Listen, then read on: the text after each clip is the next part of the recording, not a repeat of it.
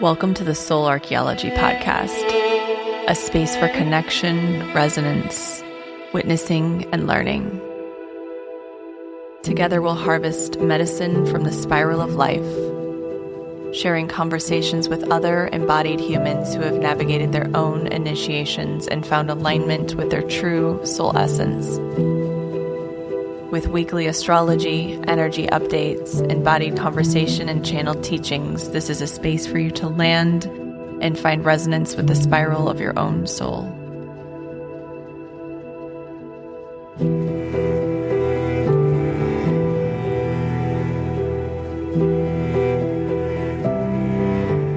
Hello, welcome back to Soul Archaeology. How was that total lunar eclipse in Virgo for all of you? We've been in such a powerful initiation with Virgo and Pisces. We have had the South Node in Virgo since January of 2025, which is just wild that that's over a year ago. It feels like the nodes just shifted. But the South Node has been in Virgo since January of 2025. The North Node has been in Pisces. And I think that the nodes really affect every part of the chart. It really affects every transit, every planetary placement that's currently unfolding, because the lunar nodes determine our evolutionary focus, our evolutionary trajectory, where we are collectively, focusing on healing, focusing on growth, focusing on evolution. Those nodal points, which are just mathematical points associated with the moon, point to our past and our future. They point to our karma and our destiny. They tell us where we've been and where we're headed. And the North Node requires conscious action, conscious aligned choice. To lean into the North Node is not a given. It's not unconscious. That's the thing. The South Node is the unconscious. It's where we default to. It's what is wired within us. It's where we've been many different times. The North Node is not our comfort zone. It's not where we naturally orient. It's much more of a destiny point. It's something we have to bring conscious awareness and conscious choice to. So you can learn all about this in my course, Inner Compass. If you haven't taken it, it's a really great resource to really understand not only all of the nodes, so the North and South Node in each sign, but also your own personal North and South Node. So you can really understand what it's like to interact with it on a daily basis, which is something I do personally. But also when you have a nodal return or a reverse nodal return, which we have every 9 years, either a reverse or a full nodal return, how you can work with that energy. Because like I said, I think that the lunar nodes affect not only our personal natal chart so much in all of the transits that we experience in this lived experience, but also the current sky, because they're so related to our karma, our past, where we've been. The South Node is showing where we are releasing, where we're letting go of something, where we're shedding the shadow or integrating the shadow. And the North Node points us to where we need to bring more consciousness, more light, more focus, more aligned action and choice. So they can really reveal where within our collective consciousness we're doing the most work. The South Node in Virgo, we had a total lunar eclipse in Virgo. I'm not going to go into it because we talked about it last week. I highly recommend dipping back into that episode if you haven't already. But the South Node in Virgo has been teaching all of us, regardless of where this lands in your chart, about release, letting go, releasing control, releasing the grip, releasing the overthinking, the obsessive thinking, the hypervigilance, the overfunctioning. And wherever Virgo lands in your chart is where you'll be releasing those patterns, or where you're releasing karma connected to that aspect of your chart. Having a full moon next to the South Node, which is what we had last week with the total lunar eclipse in Virgo, is a supercharged release. it was a huge orientation point. I'm talking to so many people who had purges, physical, mental, emotional, spiritual purges. People who maybe didn't feel a lot, but could just feel that things were reorganizing beneath the surface. That was a big eclipse, and it really connects to clearing the slate. We had a major week a few weeks ago, and you can go back to episode 138 to learn more about that. 138 and 139, I believe. But February 17th, we had a solar eclipse in Aquarius. A few days later, on February 20th, we had the great conjunction between Saturn and Neptune at the 0 point of Aries. And I've talked so much about that. I'm not going to go into it. You can also purchase my 2026 Astrology forecast workshop, which is super helpful and breaks down all of the information in just a short, hour and 30 minutes. You also get a workbook, you get meditations, things to work with. But that was such a huge reset point where we were pressing reset on that aspect of our charts, pressing reset on our relationship with form and hope and faith, surrender, beliefs, religion, spirituality, power, choice, agency, discipline. Like I said, I won't go into that conjunction in particular because there's so much information that I've already created for it, and I don't want to be redundant for those who listen each week. But that great conjunction happened in the middle of an eclipse season. So we had a solar eclipse February 17th. We had a total lunar eclipse March 3rd. And we have been in a karmic swirl, a karmic washing machine. The North Node in Pisces is our North Star right now. It's pointing us towards a deepening, an anchoring, faith, surrender, belonging, a sense of security and safety that is beyond what we can see, beyond what's tangible, tactile, felt, and into the unseen, the great mystery. Finding safety in the unknown, finding safety in what can't be proven through visual facts or visual proof, but can be felt. It's a felt sense belief. It's a felt sense anchor. And what a gift, because we need this type of anchor. This isn't the type of anchor that is temporary or impermanent. This anchor is always present. It's a deep sense of faith and belonging that will carry us through anything. And that is what that's what Pisces is teaching us. It's teaching us that we have that. We've always had it. And that web, that hammock, I always picture it as a hammock, something that catches us when we reach our deepest points of grief, despair, fear. That hammock is always there. That web is always there to catch us. And I believe this is the most important web or field to cultivate in these trying times. The world is not becoming less chaotic. We know this. I've said this in almost every episode. We need better tools. We need more resourced selves. We need more resourced hammocks and webs to catch us when despair sets in, when fear sets in, when existential crisis sets in. That's also why I created my group mentorship, The Vessel, because we need containers to move through these times. This is really, really auspicious, but also deeply chaotic energy. And this is, many of us have been training for this. This is something that we've known is coming. It's been felt, if not known. And we've been in training, and now is game time. Now we're in it. Now we are fully immersed in the practice of implementing and putting to use the tools that we've cultivated. And I created this container, The Vessel, for this reason, to provide a space for women who are awakened, who are ready, who have been doing their own work, but are looking for that next layer and level of holding and support. I created it for those women who are ready to truly transform who are seeking support through this time, who are ready to really upgrade in a sustainable, embodied way. Because when we move through initiations, we need containers, we need witnessing, we need relational mirroring.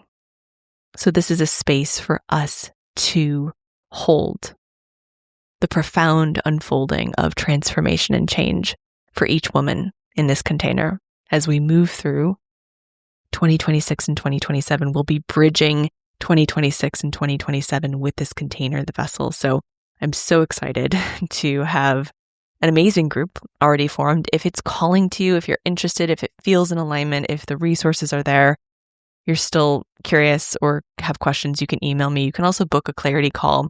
If you don't find a time on my website, you can email me. It's going to be so beautiful, and already such an amazing field is being formed. Growing in right relationship for women is essential. So I'm really excited about how this field is taking shape and form. And I heard a quote actually today, which was so interesting to me.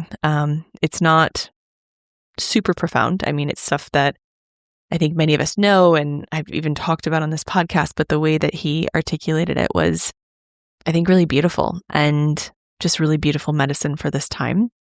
It was Ken Burns, the documentarian, and he was on Theo Vaughn's podcast, and I just heard a little snippet. And what he said was, the opposite of faith is not doubt. Doubt is central to faith. The opposite of faith is certainty. Certainty destroys the mystery. And I loved this so much because I felt that it's exactly what we're moving through.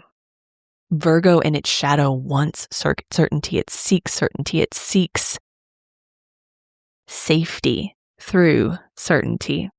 But so often we can't have certainty when we are making these big leaps of faith. And certainty destroys the mystery. When we grip and control and try to squeeze our experiences, we lose the magic, we lose the mystery, we keep ourselves small and contorted and contracted in ways that we can't welcome in what could be. And doubt is so healthy. I think doubt is such a big part of faith. And I think anyone who's really truly embodied in their faith of whatever sort, if it's a faith aligned with a religion or a faith that's, more spiritually ambiguous or not defined by a box, doubt is so essential. And so often I think when we drop into doubt, we want certainty. And we're seeing that so much right now. There's so much swirling around. There's so much binary thinking and people gripping to the poles to stay safe, to stay secure, to making someone a villain or something a villain, or relying on these extremes or these binary boxes to stay safe because there's certainty in it, right? Or there's an illusion of certainty, I should say. But where the real magic lies is in the ability to coexist with doubt, to coexist with uncertainty, and be okay with the unknown. I find myself saying so much lately, I know nothing. I really don't. I understand the planets. I understand the energies. I can share what comes through me and what's channeled through me. But at the end of the day, I don't know. I can't be certain of anything. And in a weird way, that's comforting. I'm a South Node in Virgo. This eclipse that just happened was directly on my South Node. I had a total lunar eclipse on my South Node, which was illuminating. And I'm always having to bring more light and consciousness to the areas where I'm gripping, controlling, out of fear. But the last year has been such a huge initiation for me to strip down, to let go, to trust more, to simplify. And I think that that's the medicine for all of us right now, is just let go. It's so easy to say that, right? But the process of letting go requires that we create some semblance of safety, security, and resourcing in our systems, our physical bodies, before we actually trust fall and allow the universe to really hold and carry us. Otherwise, it can kind of be spiritual bypassing. So what is resourcing for you? What are your resources? What are you What are your anchors? What practices and rituals and routines really support you? Make it simple. It doesn't need to be overly complicated. The world is complicated. We get to control what we choose daily. And that's the medicine of Virgo. The medicine of Pisces is that there's a lot we can't control. And can we be okay with that? Can we befriend that uncertainty? So this week is sort of an integration week. We have on March 8th, Venus conjunct Saturn. So there's some sort of reckoning. There's some sort of confrontation. There's something we need to see, something we need to meet. On March 11th, Jupiter in Cancer stations direct. And then on March 13th, Mars meets with the North Node in Pisces. Mars newly entered Pisces last week. It meets with the North Node. The North Node it moves backwards through the zodiac, so it's meeting the earlier degrees of Pisces now. And March in particular is kind of an in-between month. We are in between eclipses. We're integrating the eclipses. Season really lasts for a month after the first eclipse. So we're in it for a little bit. And I see that we're in it until the new moon in Pisces. And so we're in this space of chaos, of upheaval. So much can change within this time, but it's so supportive to reorganize ourselves, our subconscious, our lives, to be ready for what's to come. Because by the time we hit April, we're going to hit the ground running and it's going to be fast. All planets are direct from March 20th until May. So there's a lot of forward momentum. And anything that enters Aries, which is starting already, we had Venus entering Aries last week, while the Sun moved into Aries later this month. Every planet that enters Aries over the next few years will meet with Saturn and Neptune.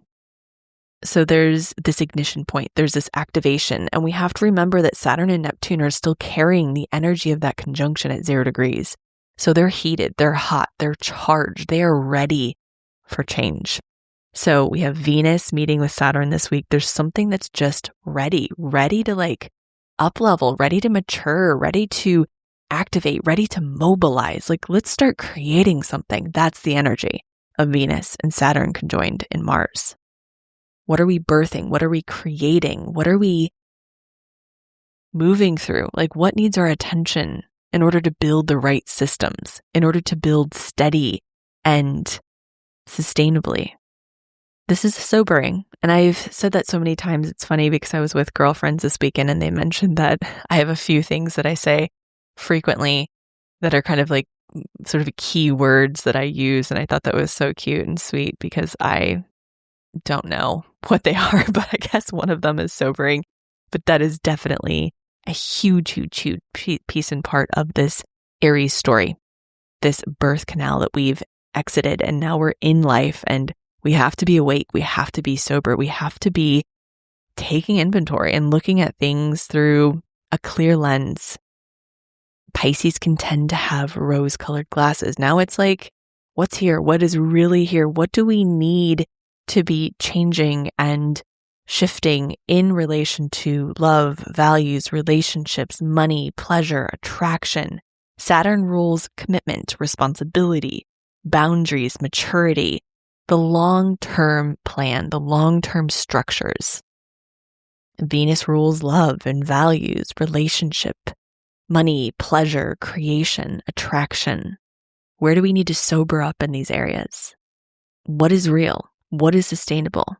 This is stripping away fantasy.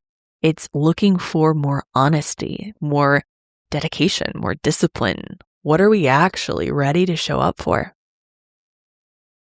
And this can bring clarity and insight around your relationships, the relational dynamics, commitments. I think this energy is ultimately stabilizing.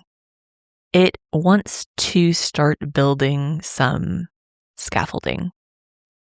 It wants to start creating the foundations of our dreams and our desires. Aries energy is about creation. It's about taking action. Now, we need to take inventory with this transit to determine, are our values in alignment with our actions? I should say, are our actions in alignment with our values? Are we choosing from a place of honesty and truth? Are we acting from a place of honesty, truth, and value or values? What are we investing in? Investments come from choice.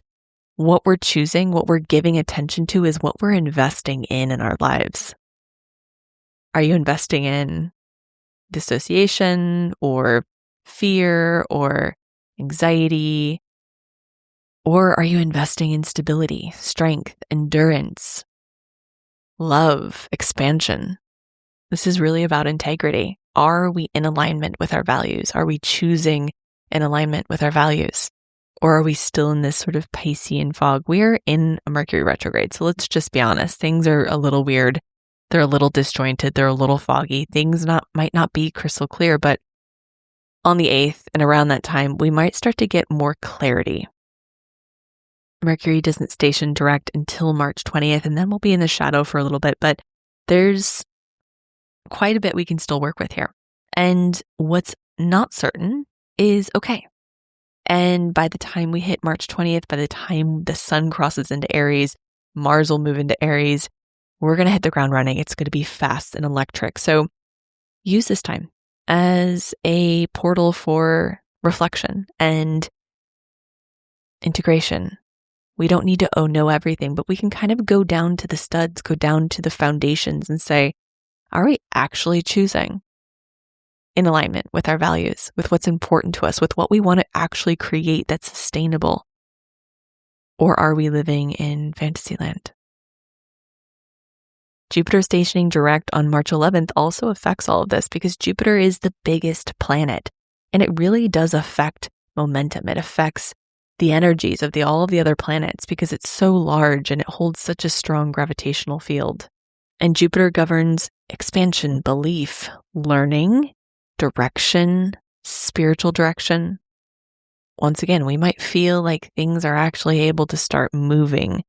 You might feel more optimistic or more clear even. You might have a sense of perspective that's returning.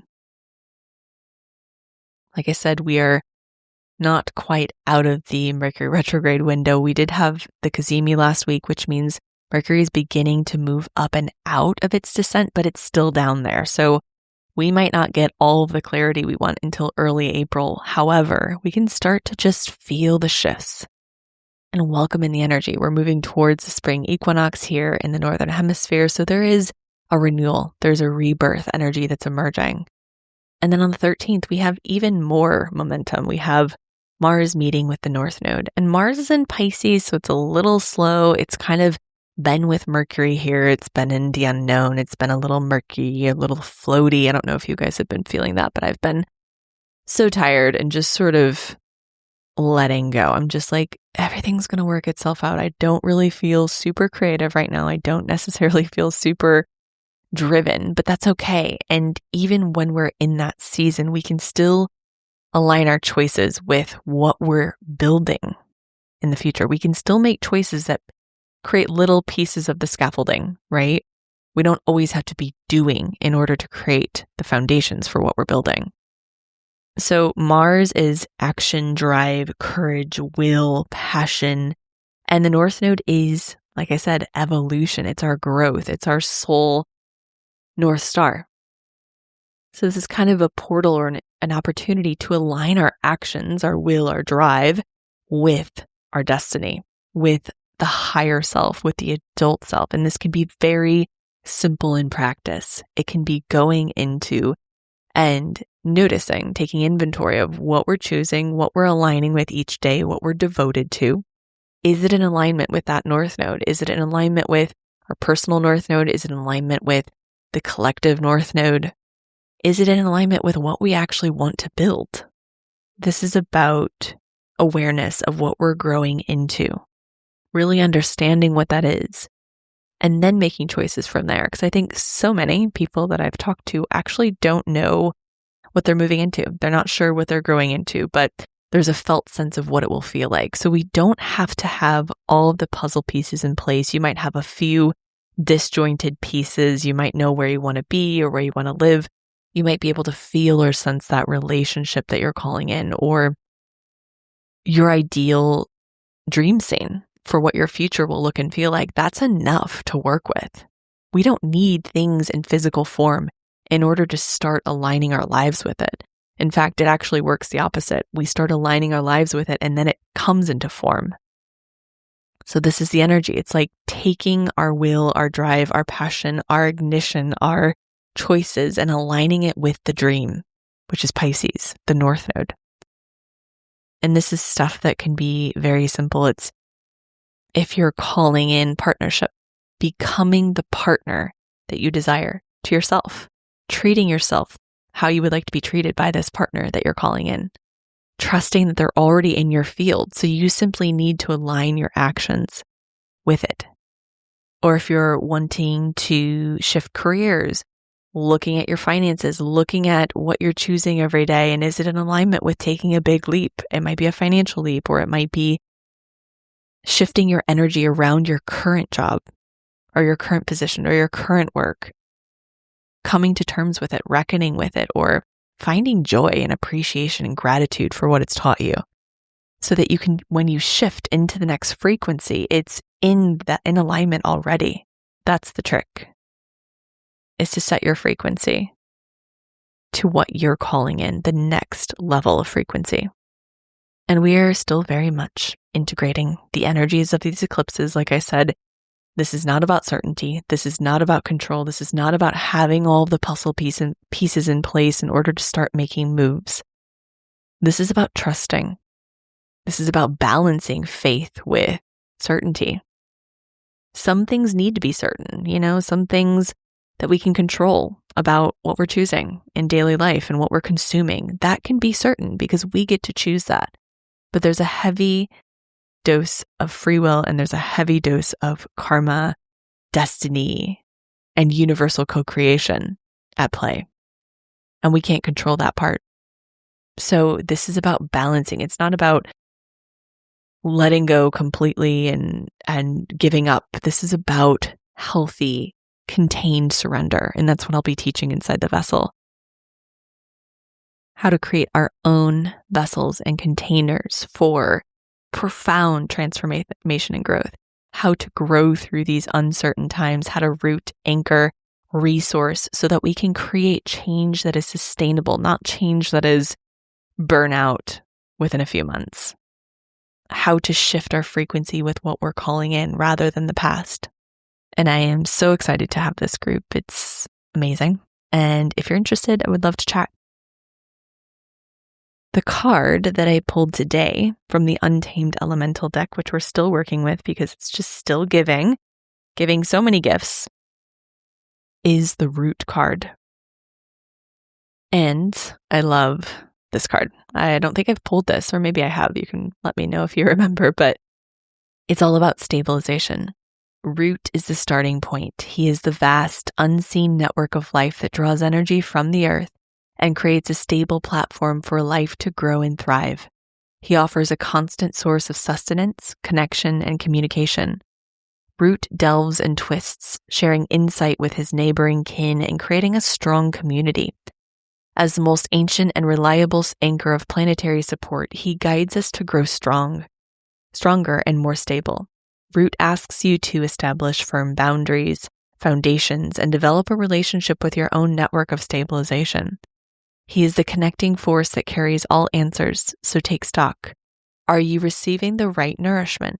Are your relationships loving and supportive? Are you drinking enough water, getting enough movement and sleep, breathing deeply? These pleasurable and achievable practices should be your starting point. An imbalance in one of them will translate to depletion in other areas of your life. Nurture your roots and watch your life blossom in miraculous ways. When it's balanced, you're flourishing, productive, and effective. When it's imbalanced, you're depleted, inefficient, stunted, and scattered. To bring into balance, explore nature in new ways while listening to your subtle body. Initiate self-inquiry in all that arises for you. Well, that could not be more on point. I see that root in the way they describe it in this deck as Pisces. And I know we think root more of like an earth sign or, something like Virgo or Taurus, but I feel that Pisces is the mycelium network. It's the interconnectedness of all things, and that can be a root. So lean in. Notice how nature coexists, how it all works together, how it's all communicating at the same time. You have that same connection within you. Notice if that feels stabilizing, and if so, lean in. Thank you, as always, for being here. I'm so grateful. If you are wanting to support the production of this podcast, as I do it myself, I don't have sponsors, it's just me, you can join my Substack. It's $8 per month. That goes to the production of this podcast. It also goes to receiving some deeper downloads. I do deep dives on my Substack. I actually just wrote an article about Saturn and all the different Saturn thresholds and initiations we go through in our lifetime. It's very deep, very potent. I'm using Substack as a space where I can just go deeper into certain subjects that I can't cover on Soul Archaeology, and even personal pieces that I'm just I feel better about sharing on Substack rather than podcasting. So I would love to have you there. It's $8 per month. Thank you for being here. Thank you for sharing this episode with a friend, sharing it on social media, all of that.